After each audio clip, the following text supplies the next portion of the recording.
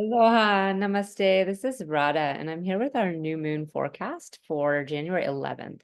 The moon and sun are going to come together at 1:57 a.m. here in Hawaii, which is 3:57 a.m. Pacific Daylight Time. And they're coming together in a star called Purva Ashada. Purva Ashada is the early victory. It is the effort that we put in the beginning when we're first planting new seeds. It comes on the heels of the nakshatra Mula, which, if you remember, is to uproot. It is literally the root, Mula. And this star is where we are pulling up things that no longer serve us, specifically beliefs that no longer serve us. We've come out of the sort of tumultuous emotional waters of Scorpio, and we've seen what doesn't work in our interrelating between two people, and also what doesn't translate to the bigger world stage. Because once we move into Sagittarius, we're moving into the universal realm where it's beyond just two individuals. It's everybody. We're all in this together, and our beliefs and ideals need to be able to accommodate the allness of it. It no longer can be just what works for these two individuals. And so we pull up by the roots that which no longer makes sense, that is proven to not be true. And we have to plant something new in the big holes that are left. And this is where Purvashada comes in. We plant new seeds. We use our discernment. The symbols for this nakshatra are a winnowing basket, the ability to separate the husk from the pure kernel of corn, right? That pure kernel of wisdom, and a fan that allows us to maintain our cool, keep our calm, and also allows things to pass through it, right? There's a permeability with a fan. It's not just a solid block that keeps itself stiff. It has a flowing nature and allows things to flow through it. And this is also demonstrated by the deity Appas, who is the goddess of the waters. She has a very flowing quality, and it indicates the strength and power and determination that we have that doesn't need to be so intense, right? We don't need to be like hulks running around, stomping the ground and bashing things with our fists. We can flow like water and allow that adaptability and that capacity to move around things and to maintain the cool and to maintain the collected and to come back together again, even as we separate into little particles and join back again. This is where some very true and deep wisdom can come. And this is really further supported by Rahu being in Pisces. We have the North Node now in Pisces, which is Jupiter's other sign. And it's the more feminine, the more intimate form of Jupiter, where we're allowing ourselves to be like water. We are actually in a state of obsession over this right now. How can we flow more? How can we find more oneness? How can we take what we believe and embody it and not just preach it? So this is going to be a big theme we're coming upon, not just now, but really in the months to come. But I'm going to go ahead and share my screen for a moment here so we can see what we're looking at for this new moon, which is a pileup in Sagittarius.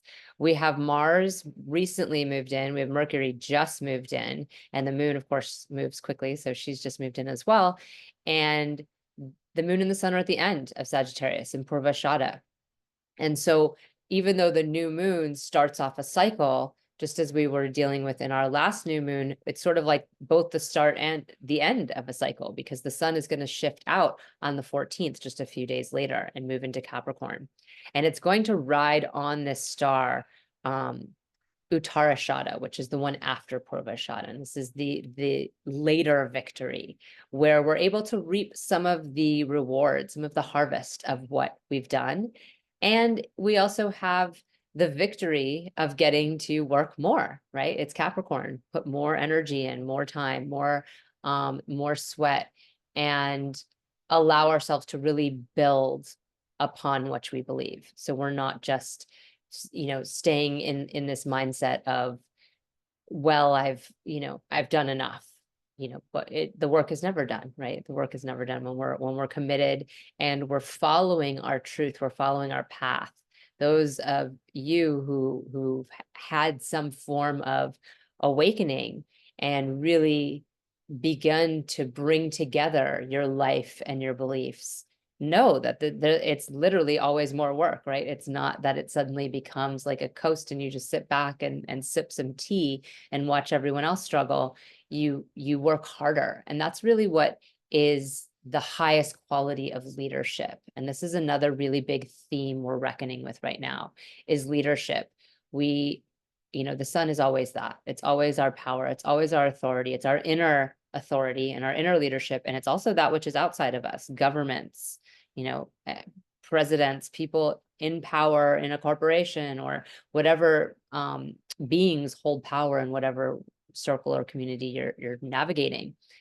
And the power that comes in Sagittarius really is that of being aligned with one's beliefs.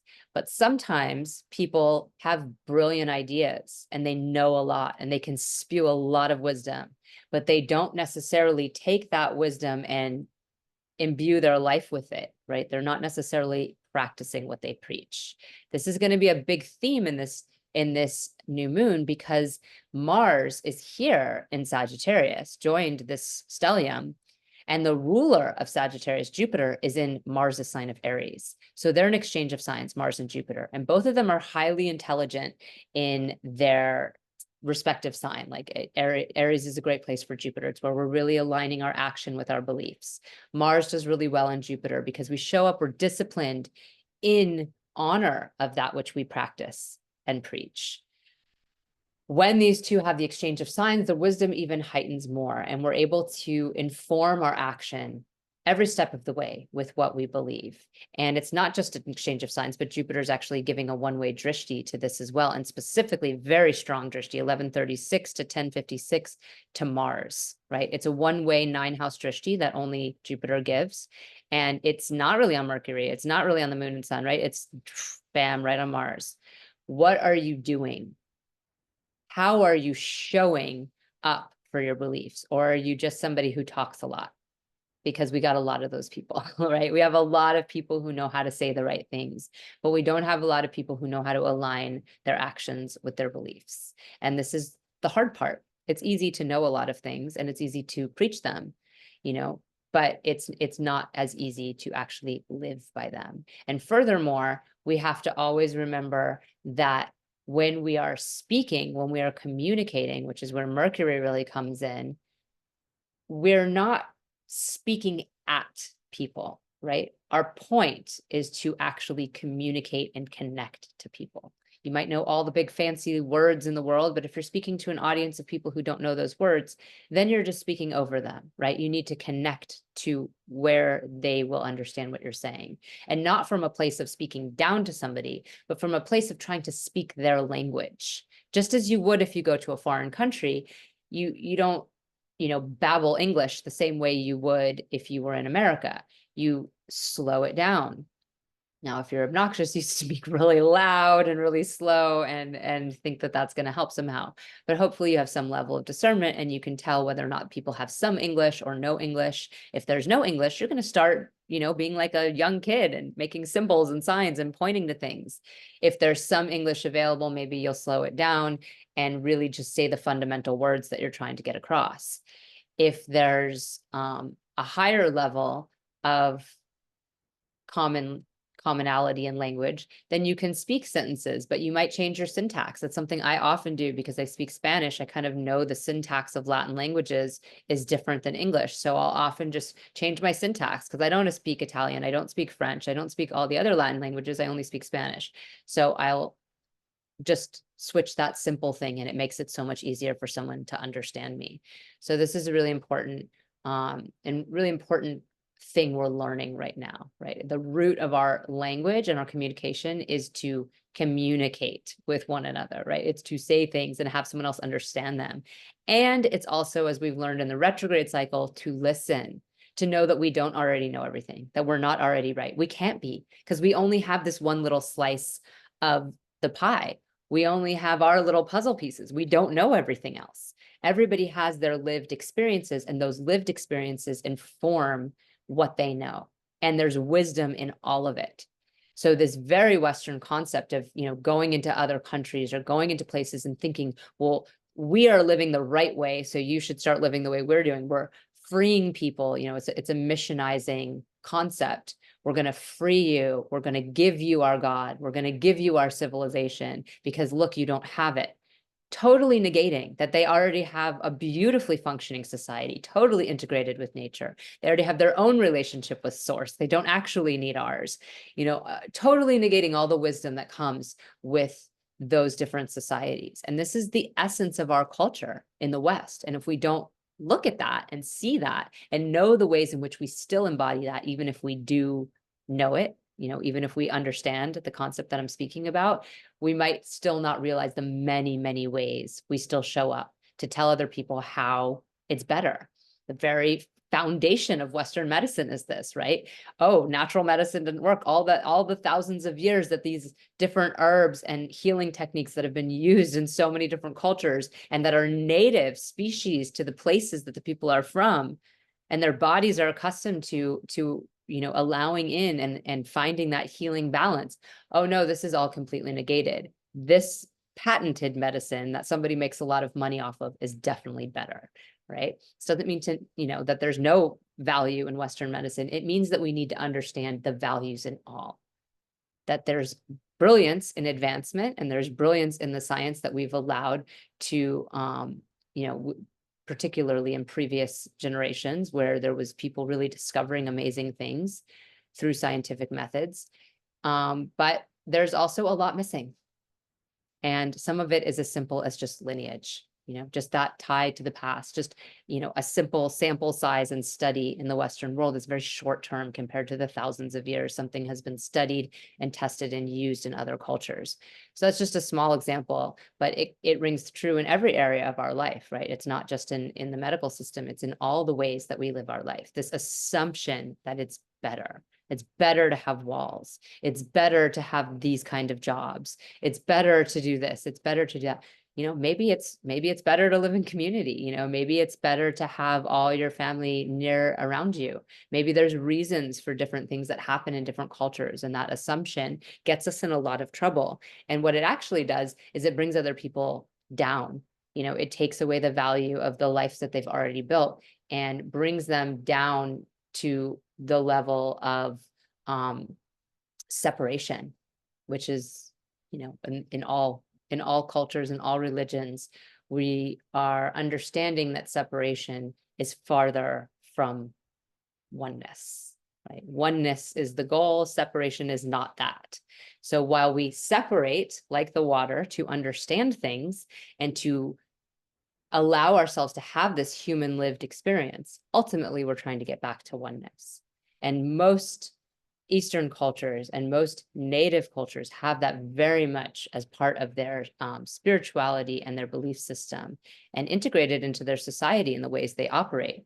In the Western world, spirituality and religion is over here, life is over here, and the primary focus of life is to make money, right? And kind of at all costs, like no matter what happens, no matter how many people don't have a home, the important thing is the housing market is up, right? The market is more important than the individuals having a roof over their head. The quality of our food, the chemicals they've allowed in our food, and that we've allowed in our food. We've allowed the people that represent us, the people in charge, to authorize, right? And even give money to major corporations to make money off of our health, our failing health. And then those same corporations turn around and make things to help heal us, which also continue to keep us unhealthy and unsafe. And we continue to allow this. We continue to vote these same people into office. We continue to subscribe to their leadership.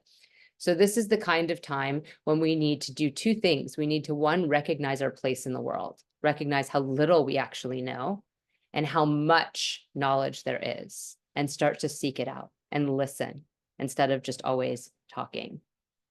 This is also an important time for us to recognize the ways in which we've bypassed not just everyone else, but ourselves. We have Venus still here in Scorpio, reminding us that in our relationships, we need to recognize the wounding. We need to recognize the pain. We need to recognize the hurt. Who's right is kind of irrelevant. What matters is somebody's hurting. somebody feels a certain way. And the more we can access those feelings of hurt, and the more we can access maybe the places where they even began, which we might call trauma, the more we're able to find that connection that ultimately we're seeking when we relate to another person. So this quality of bypassing others is not strong in Scorpio. In Scorpio, we often try to control others, because we're afraid of losing them. We're afraid of getting hurt first. So we sting first, or we try to manipulate them with our emotional state to do what we want them to do, which almost always backfires. But with this balance of kind of having the rest of them, and maybe balance isn't quite the right word, but with us having so many planets in Sagittarius, we're able to see the big picture and not get so bogged down in the minutia, but also remember that each person's lived experience is important and fundamental, and it is how they've come into their beliefs and what they know to be true. And that it's impossible to show somebody a belief over here if their lived reality has no place of access, no point of access for that. So we need to start to bridge those gaps. And of course, Saturn still being here in Aquarius really reminds us again and again that we are part of this world community, and that we need to be committed to fairness, equality, and the little people.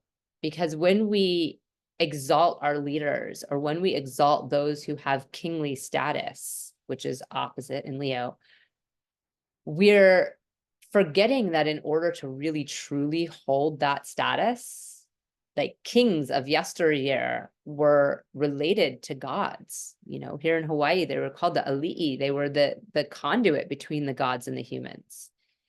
In order to truly hold that position, you need to be serving the population, right? You can't be self-serving, making money over here and harming the population. That's not a good king.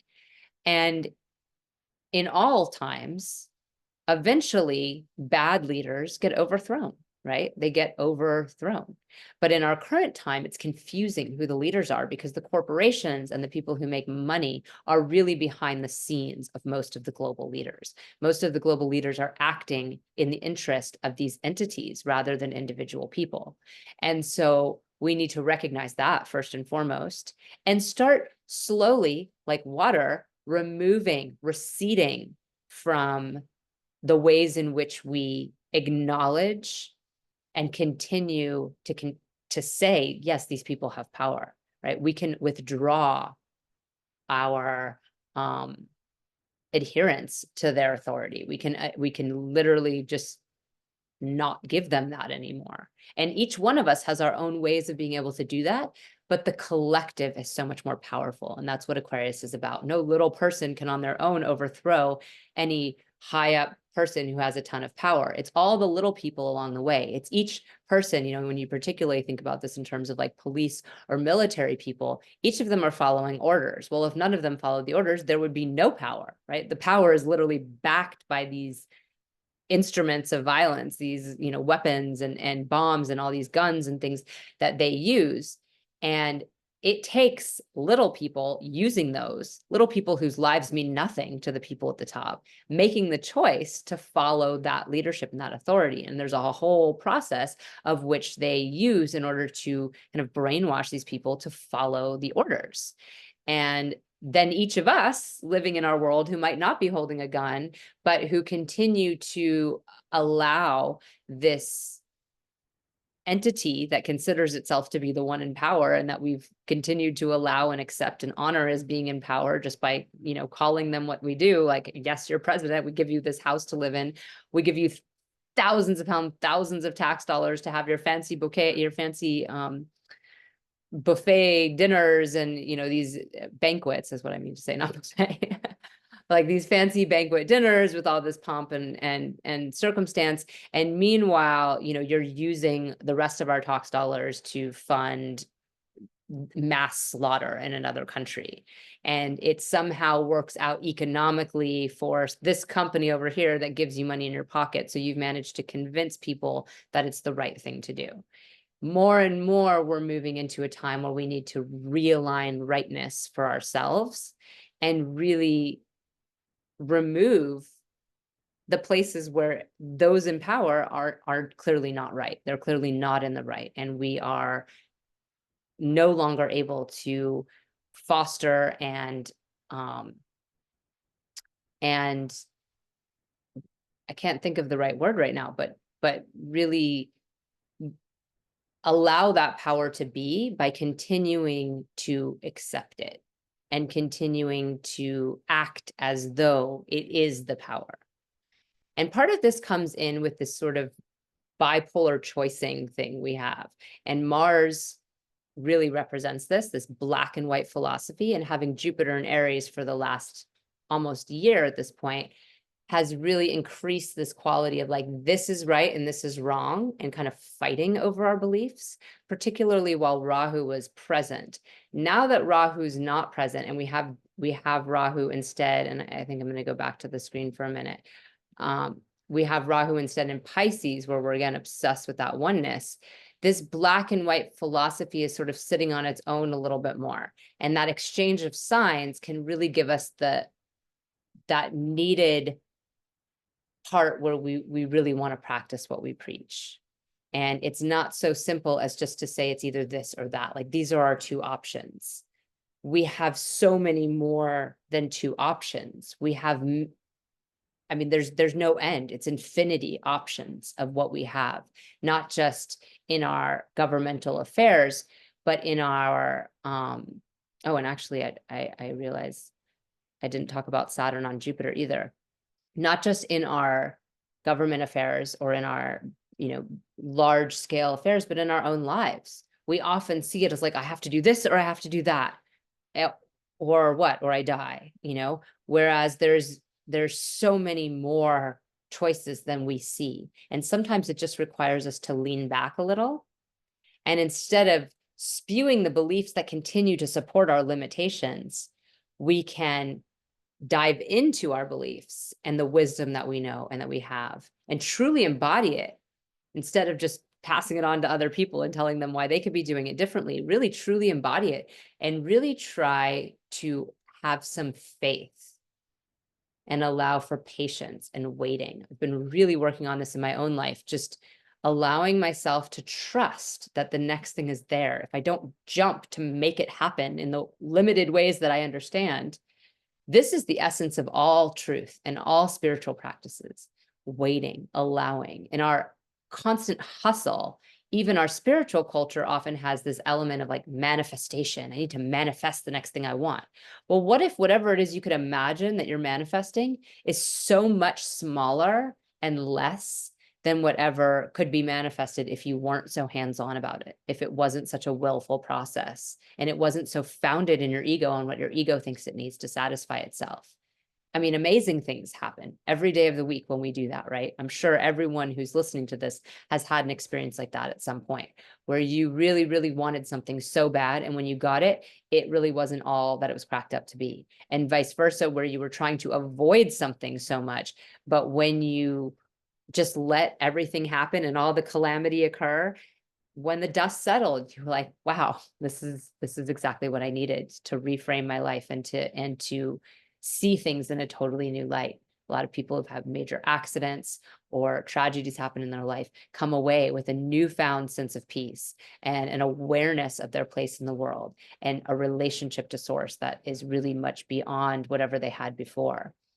And when we see Saturn here giving this very close drishti as well. So Saturn gives a 3-house drishti, and 3-house is that of competition. It is that of will. It is learning new things. It's the part of us that is so human.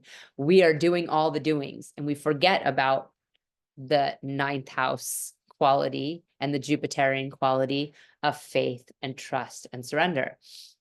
And this willfulness is putting upon our sense of our beliefs. Like, hey, we do actually have to up-level some things here. We can't just sit back on a chaise lounge and expect everything to happen for us, right? We also do need to put in some effort, particularly in the direction that we see things as being unfair or corrupt. Satyabhishak highlights the corruption in the world, and particularly in ways that serve everybody and not just ourselves. This is such a big theme right now. We have, look, almost all of these planets are now moving into, because Venus is here in late degree Scorpio, we're moving into this universal realm The sun is going to move into Capricorn. The moon is moving through this portal. Of course, she moves quickly. Rahu is now in the 12th house, the natural 12th house of Pisces, rather than the first house of Aries. Jupiter, of course, is going to be the one, the odd man out here, and Ketu, because Jupiter is going to move forward into Taurus. But for right now, he's still here. And it's kind of that reminder that we do need to act in the world still, and we need to act specifically in our own lives. Our own personal reality is where that's the playing field we have to work with. But we always need to remember the collective and remember what we're committed to in the collective, and bring back our actions to that. Bring back our actions to what we know to be true, refine what we know to be true as we go, and also bring it back to, is this serving everybody? Because the idea that one of us can thrive and other people can be, rolling around in turmoil it's a false notion, because we are all one, right? So if there are people being bombed over here, that's also affecting you. You are also being bombed.